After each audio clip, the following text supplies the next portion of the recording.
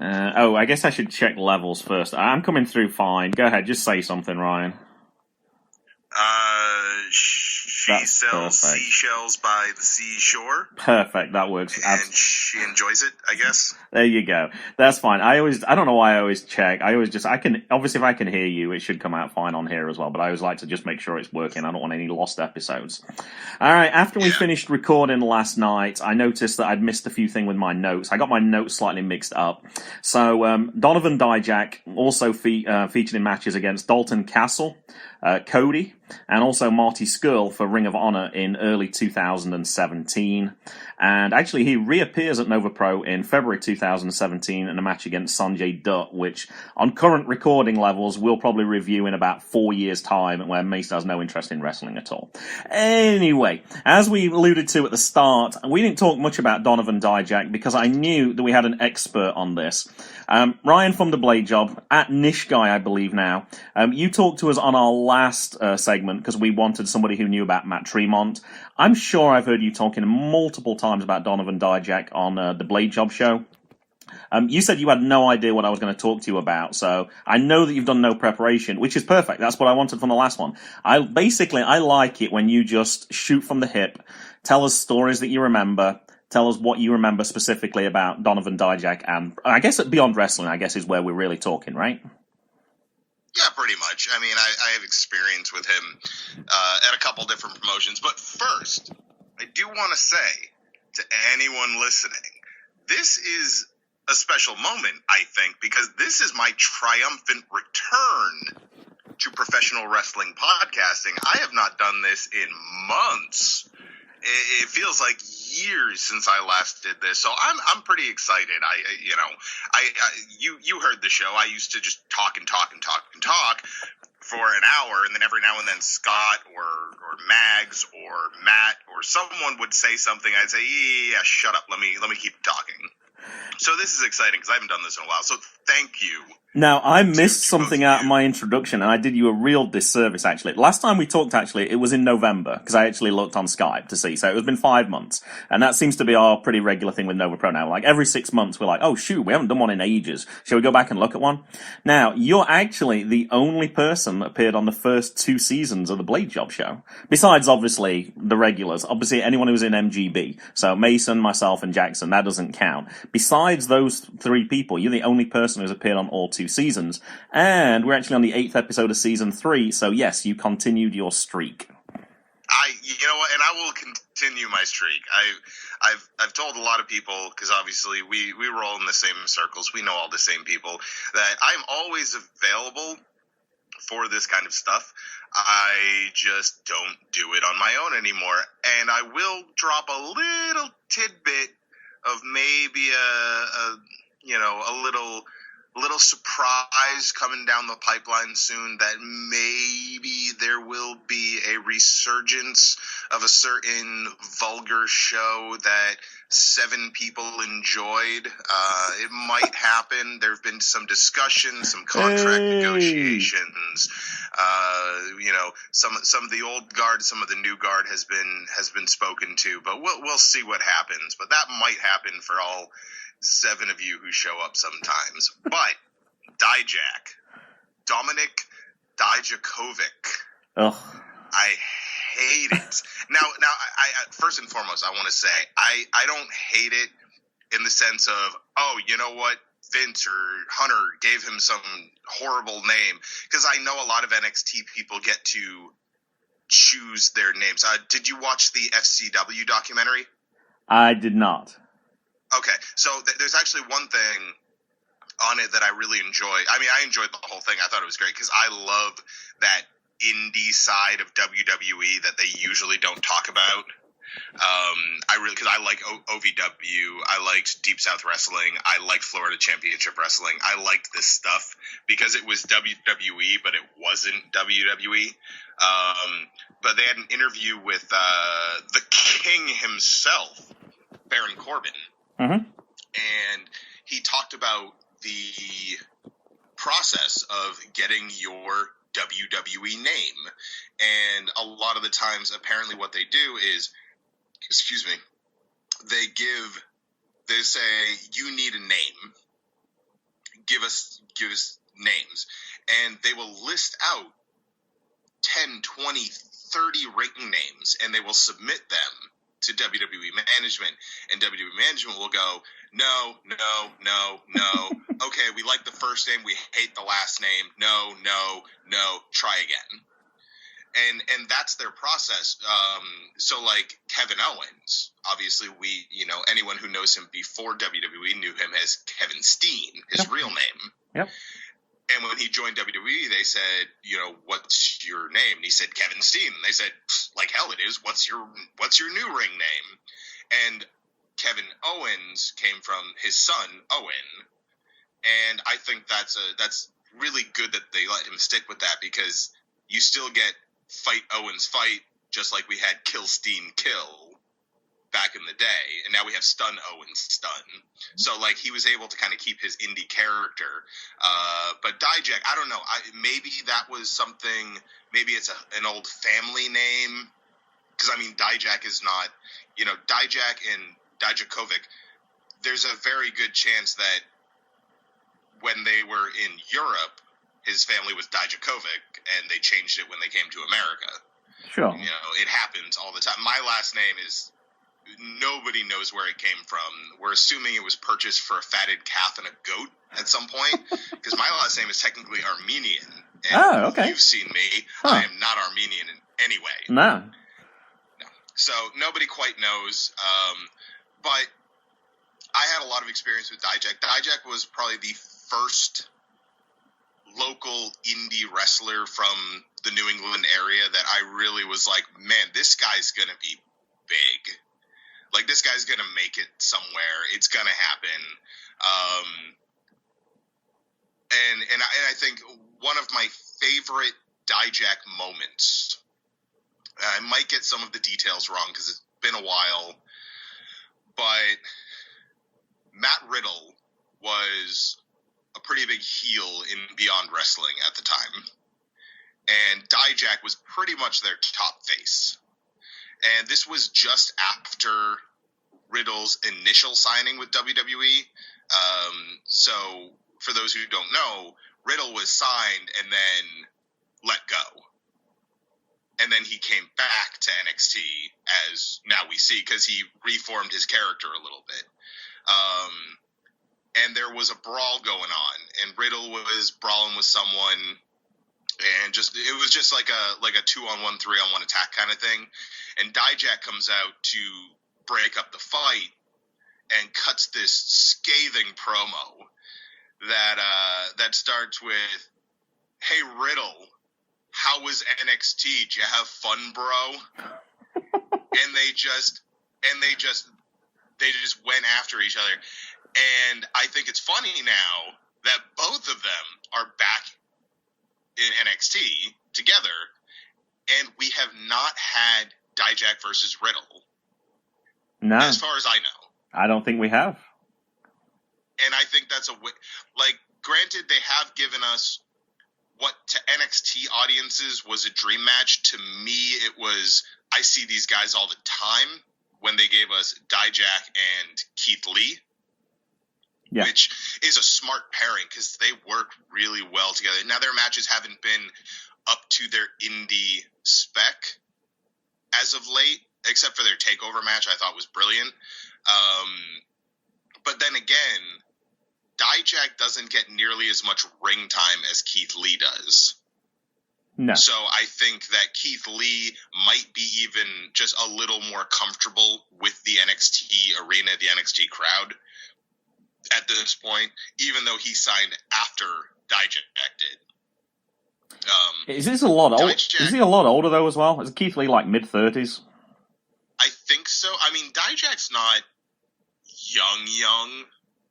I mean, he's not like he's 22 or something like that.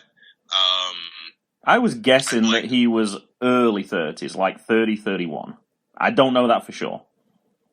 I think he's around my age, and I'm 34.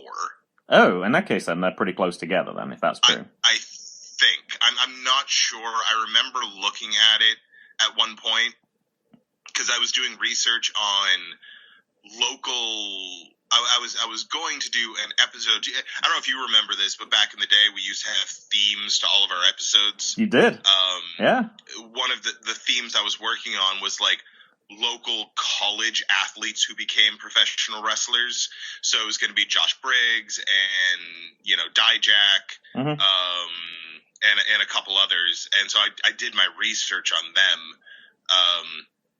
And that actually turned out, if you remember, we did an episode where it was just about Josh Briggs. Yeah. And that's kind of where that came from, is I did all this research and then I scrapped the idea, but I was like, well, I did all this research. I want to do something. Sure. So Dijak was an interesting thing in New England wrestling. That's where we are. For a lot of reasons. Seeing him in Beyond, where he was so over as a face. People loved Dijak. I mean, from his theme song to his in-ring ability to his size, everyone loved Dijak. Now, that's where I saw him primarily. And then I went to a promotion called Lucky Pro Wrestling. And Dijak was there. This was as he was signing with WWE. This was pretty much his last show for the promotion that built him up. And he comes out and everyone's cheering, but then I'm realizing, oh wow, here he's a heel and he is a monster heel. So I'm like, oh, this is really interesting, because days before I saw him get pretty much a standing ovation as a face, and here it's his swan song. It's his final show for Lucky Pro. I'm like, man, this is going to be great. He's probably going to thank you all very much, blah, blah, blah, all that kind of crap. But he doesn't. He stays heel the entire show. And pretty much his goodbye speech is, I want to thank everyone for absolutely nothing. None of you have ever done anything for me. Kiss my ass. And I was like, see, you stayed in heel mode, even though you know this is it. And he was in a faction with Scotty Slade, Mikey Webb, and at the time, it was all good, Anthony Green. And it was, they called themselves the Four Horsemen of Lucky Pro. Uh-huh. And they just came out and just beat the hell out of people throughout the entire show. They just kept messing with people and interfering in matches. It was awesome. At one point, Dijak was sitting pretty much on top of the promoter while Mikey Webb was sitting on the guy's lap, and they were just like, they were doing like DX stuff where they're just like, we don't care who you are, we're going to do whatever we want. And it was so cool within 3 days to see both sides of a performer, to see I can be a face, I can be the face of a company, but I can also be a dastardly heel, someone who just doesn't play by anyone's rules except for my own, but not even my own. You know, it's just, there was so much to him, and I think he's such a multifaceted performer, and I really think that NXT knows what they have. They obviously know, or they wouldn't have put him in the North American title picture with Keith Lee. Mm-hmm. But they still kind of relegate him to, yeah, you're really good, but we're going to have you. I mean, I remember him jobbing to Ricochet. I mean, jobbing.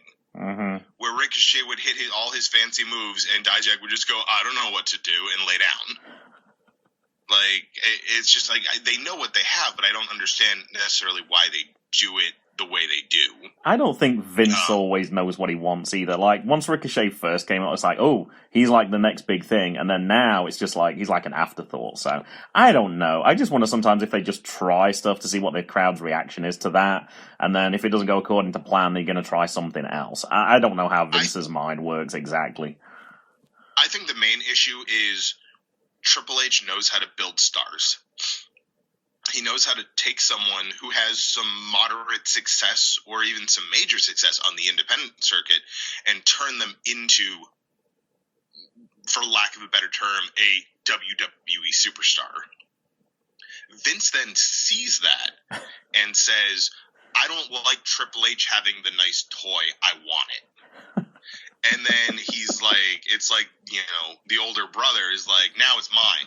I don't want to play with it anymore, though. But I just want it. So he relegates it to main event or, because I don't remember the last time Ricochet did anything of importance. He was on main event. I remember somebody talking about that recently. Yeah, with having two boys, I'm seeing parallels with exactly what you said there. That's exactly what happens. I don't want it, but you're not having it either. I got exactly that.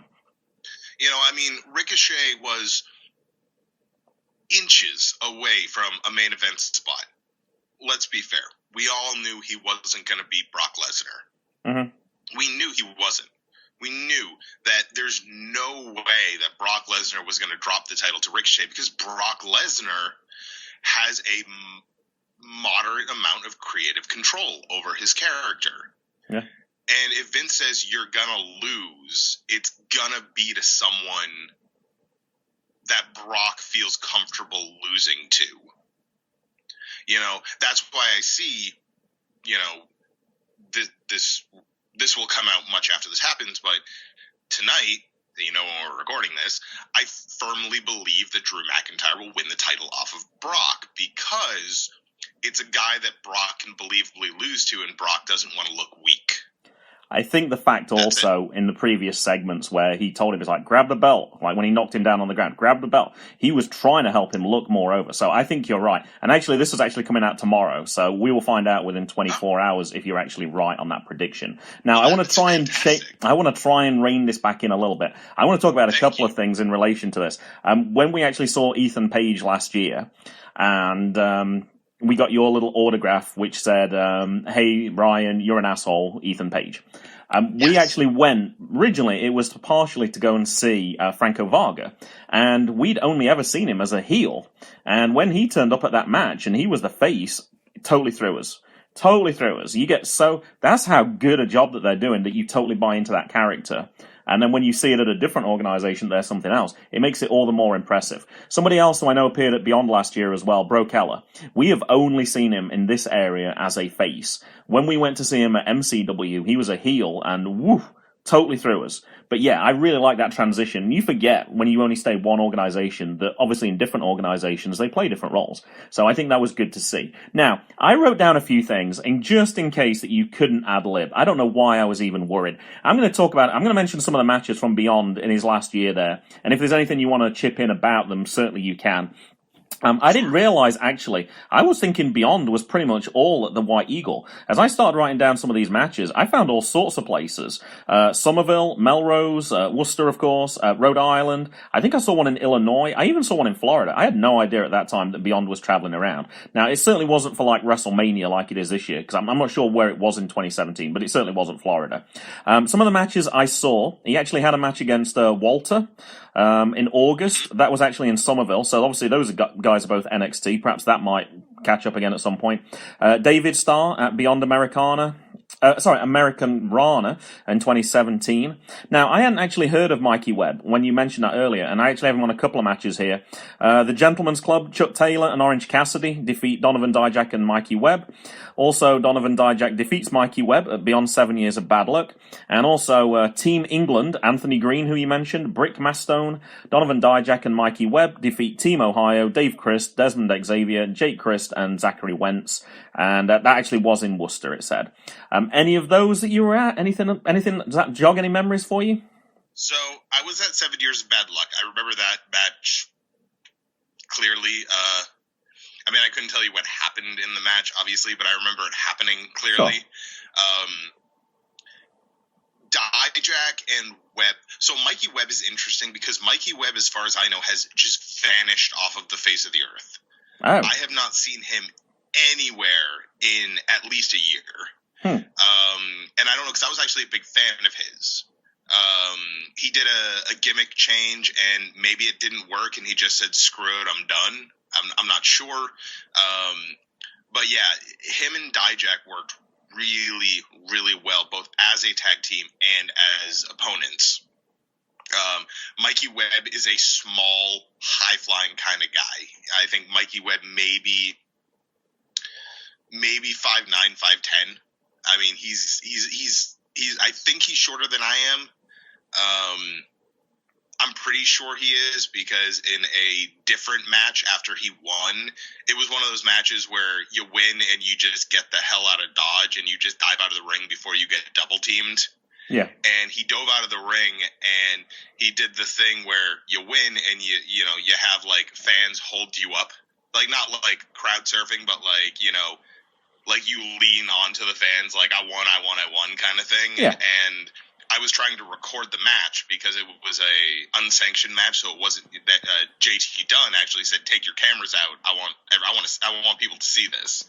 So I was trying to record the match, and I was still holding my phone, and you can see Webb just fall on me. But anyways, I digress.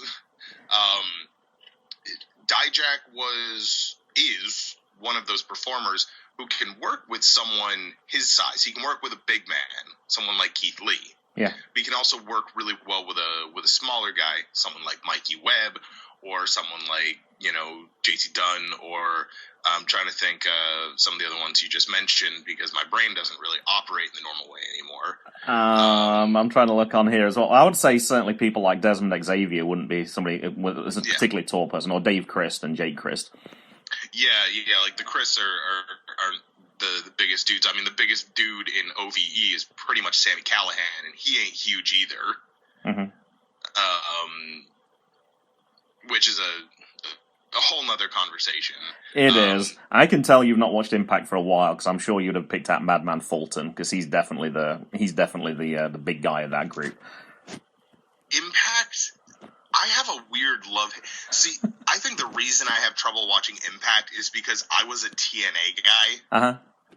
And I don't like the whole, like, throw away TNA completely and we're rebranding the entire promotion. But TNA is still part of it. It's just, I don't like that. I don't know. I think they have a really great roster of underappreciated but also underutilized talent. Mm-hmm. Impact is like the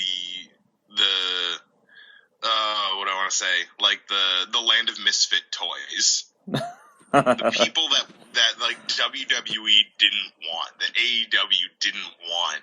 That they're just like, we're still really good, so Impact's like, come here, we'll take care of you. I get the feeling it is kind of a caring organization, though, because Kylie Ray joined this week, and she signed a long-term contract there. But I don't know what happened at AEW, but obviously something good didn't happen.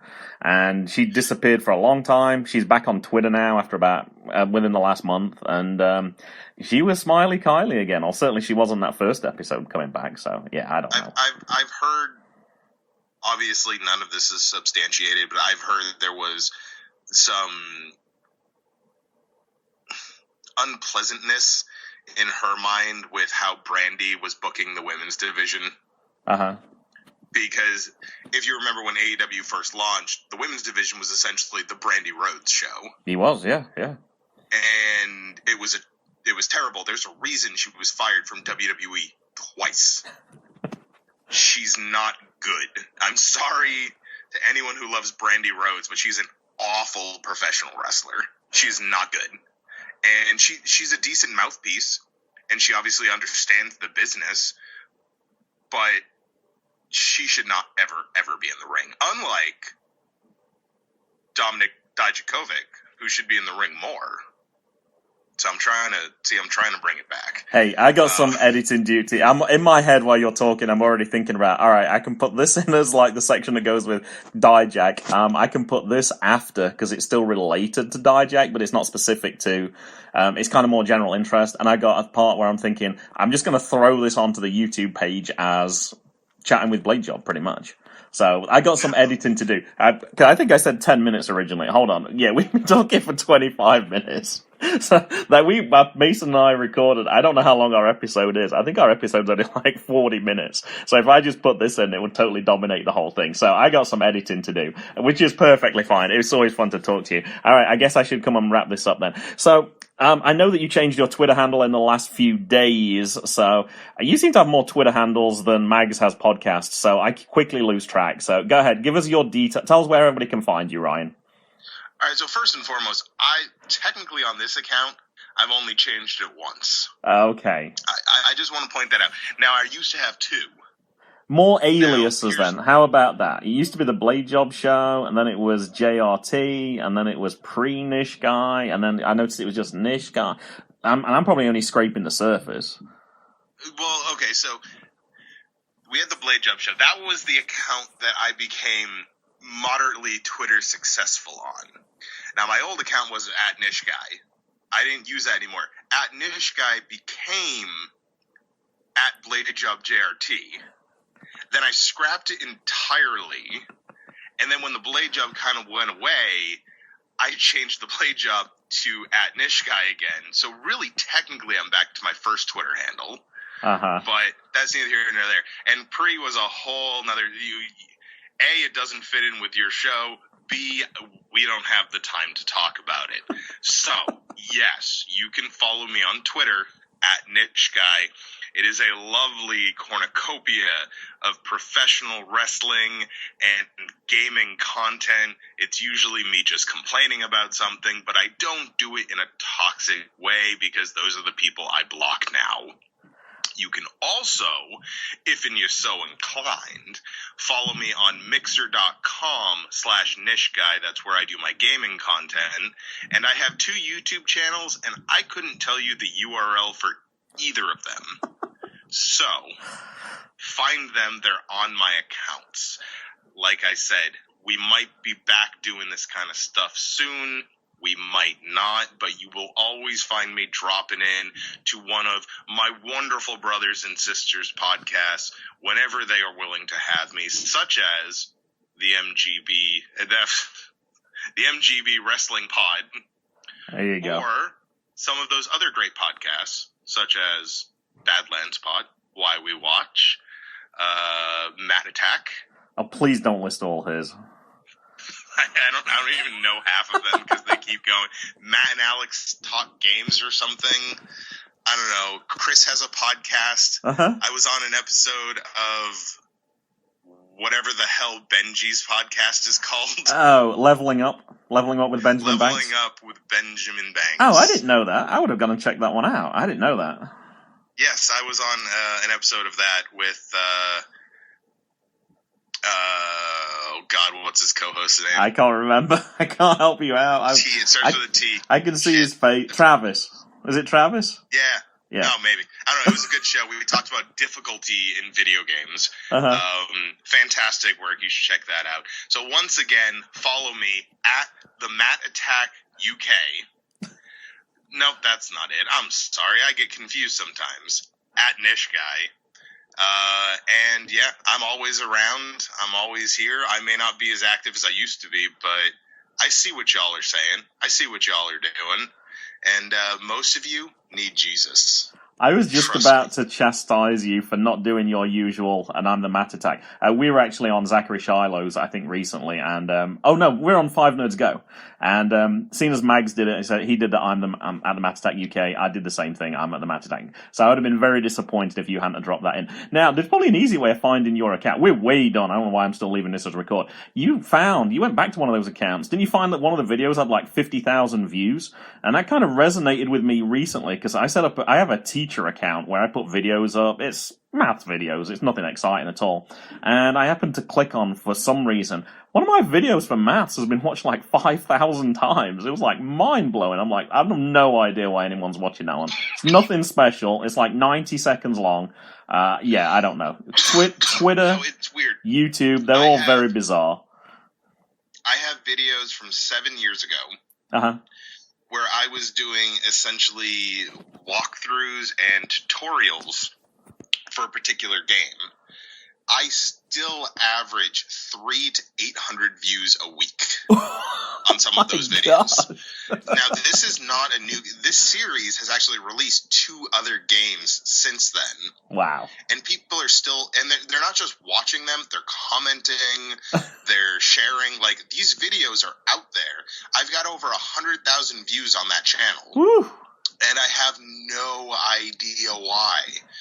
Because it's just like, I have it, hold on, I have it right here. I just uploaded my first new video in 7 years the other day. and it's got 14. But the video right next to it has 11,000. The one next to it has 44,000, 4,000, 4,500. And then my best video, let's see, has 20,000 views. Wow. Like, that's crazy to me. Yeah. Like, I should have kept going with this for the past 7 years because I could be making some decent money. The ads from those, if you'd have kept it going and actually promoted it, that's from you doing absolutely nothing and just leaving it to go dead for years. No, I didn't even know the login. I couldn't even log into it. I just happened one day to remember the email. And I reset I went through the whole rigmarole of like, you know, your mother's maiden name, the last four of your social, where you first saw a boob. And it was just like, it kept going and going and going. And eventually they're like, yeah, you can reset your password. So I did. And all of a sudden I logged on and I was blown away. Absolutely blown away by what had happened. I'm here.